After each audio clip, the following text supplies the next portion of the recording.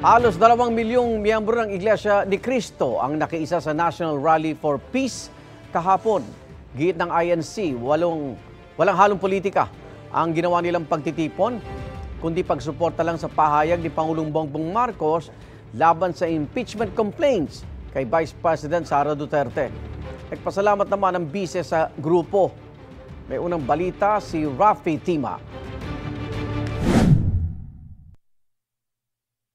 Halos wala nang maaninag na lupa sa dami ng mga miyembro ng Iglesia ni Cristo na nagtipon-tipon sa Quirino Grandstand. Bit-bit nila mga tarpaulin at placard na nananawagan ng pagkakaisa at kapayapaan.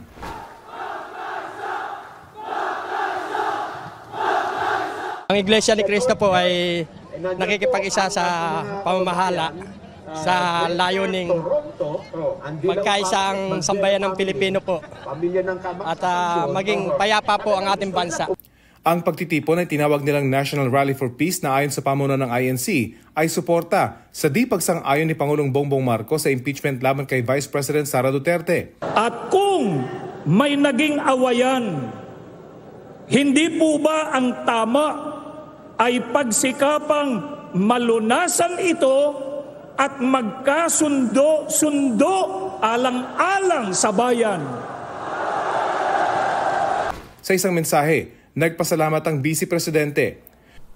Ito ay isang makapangyarihang pagpapakita ng pagkakaisa at pananampalataya na ang tanging hangad lamang ay kapayapaan tungo sa kaunlaran ng ating bansa.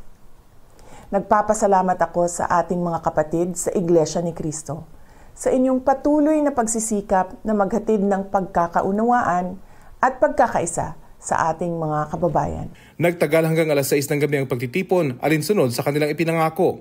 Sa tala ng pulisya, mahigit 1.5 milyon na miyembro ng INC ang dumalo. Dahil sa pagtitipon, may mga isinarang kalsada sa Maynila. 5,000 pulis mula NCRPO at Region 3 at 4 ang idineploy.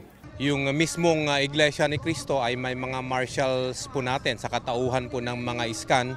And nakikita naman natin na sila na mismo ang nangangalaga doon sa pag-entrance, sa exit ng mga tao. Sila rin ang tumutulong doon sa parking at saka yung traffic rerouting. May mga volunteer emergency medical personnel din at libreng pamigay ng mga tubig at pagkain. Ang INC ang ikatlong pinakamalaking religious denomination sa bansa na may 2.8 milyong miyembro. Sinasabing isa ito sa may impluwensyang grupo kapag eleksyon sa Pilipinas ang pinag-uusapan dahil sa block voting umano ng grupo at pag-endorso ng mga susuportahang kandidato.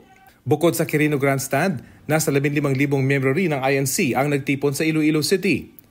Sa Bacolod City hanggang 70,000 rin ang nakiisa mula sa iba't ibang lugar sa Negros Island. Nagtipon din ang mga miyembro ng INC sa Davao City. Ayon sa Davao City Police Office, tinatayang nasa 300,000 hanggang 500,000 ang nakiisa sa rally.